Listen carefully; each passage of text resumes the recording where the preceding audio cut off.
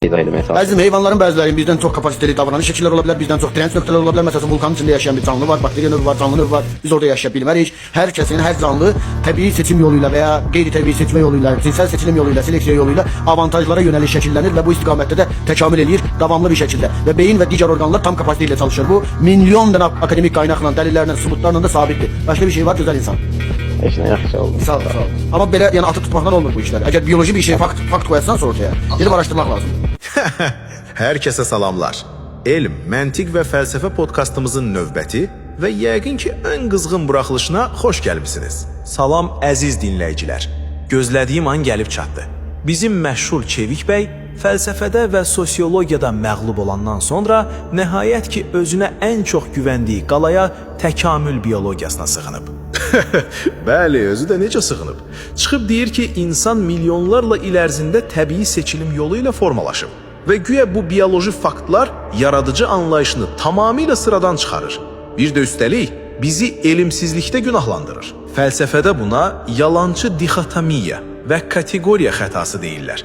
Çevik elə zənn edir ki, bir prosesin necə işlədiyini, yəni mexanizmini kəşf etmək, o prosesin arxasında dayanan şuuru inkar etmək deməkdir. Biraz da sadələşdirək, bu necə bir xətadır? Çox sadə bir misal çəkim. Təsəvvür et, bir avtomobil zavoduna girirsən. Görürsən ki, maşını robot qollar, mexanizmlər mərhələli şəkildə yığır. İndi sən bu mexanizmi kəşf etdin deyə çıxıb qışqıra bilərsənmi ki, gördünüz, bu avtomobilin mühəndisi yoxdur, onu robotlar yığır. Əlbəttə yox, bu necə məntiqsizlikdir? O robotu da proqramlaşdıran bir mühəndis var axı. Ay sağ ol. Təkamül, əgər bütün mexanizmləri ilə doğru qəbul edilsəm elə, sadəcə bir metoddur. Təbii seçilim, təbiətdəki dəyişimin fiziki qanunudur. Amma bu qanunların özü necə yaranıb? Hüceyrədəki o mükəmməl genetik kodu, yəni DNT məlumatını kim yazıb?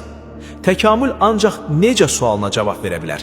Amma niyə və bu qanunları kim qoydu sualları qarşısında tamamilə acizdir. Düzdür, üstəlik çevik bir məsələnin üstündən çox səssizcə keçir. Həyatın təməli necə yarandı? Hə, bax bu Darwinizmin ən böyük böhranıdır. Abiogenez problemi. Təkamül, var olan həyatın necə şaxələndiyini izah edir. Bəs ilk canlı, o özünü kopyalaya bilən ilk hüceyrə, cansız və kör atomlardan təsadüfən necə yarandı? İndiyə qədər heç bir laboratoriya bunu sübut edə bilmədi axı, əsla. Sübut edə bilmədi. Kör təsadüflər məlumat yaza bilməz. Əgər ortada bir DNT kodu varsa, mütləq o məlumatı yazan bir şuur var. Amma Çevik'in faciəsi bununla da bitmir. O deyir ki, insan beyni sadəcə həyatda qalmaq, yəni vəhşi təbiətdən qorunmaq üçün təkamül edib. Bəs o zaman bizim beynimiz niyə qara dəlikləri, kvant fizikasını anlayır? Aslanlardan qaçmaq üçün kvant fizikası lazımdır? Bax, möhtəşəm sualdır. Əgər bizim yeganə dərdimiz savannada acından ölməməkdirsə, bu beyin niyə Beethovenin simfoniyalarını bəstələyir? Niyə ədalət, mənaviyyət, poeziya və fəlsəfə haqqında düşünür? Bir canlının sadəcə həyatda qalması üçün riyazi tənliklər həll etməsinə heç bir ehtiyacı yoxdur. Deməli, insan beynindəki bu artıq izafi potensial bizim kör təbiətin deyil, xüsusi bir məqsəd üçün dizayn edildiyimizi göstərir. Tamamilə. Çevik köhnəlmiş 19-cu əsr ritorikasını təkrarlayır. Bir rəssamın fırça zərbələrini mikroskopla analiz edib tapmaq o rəssamın mövcud olmadığını sübut etmir.